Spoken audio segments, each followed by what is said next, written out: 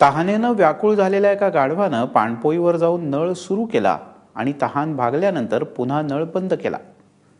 जालना जिल्ह्यातल्या जाफराबाद इथं माणसांसाठी असलेल्या पाणपोईवर हे दृश्य एका वाटसरूनं आपल्या मोबाईलमध्ये कैद केलं. त्यामुळे जे गाढवाला कळतं ते माणसाला नक्की कळायला हवं अशी अपेक्षा व्यक्त करायला काही हरकत नाही.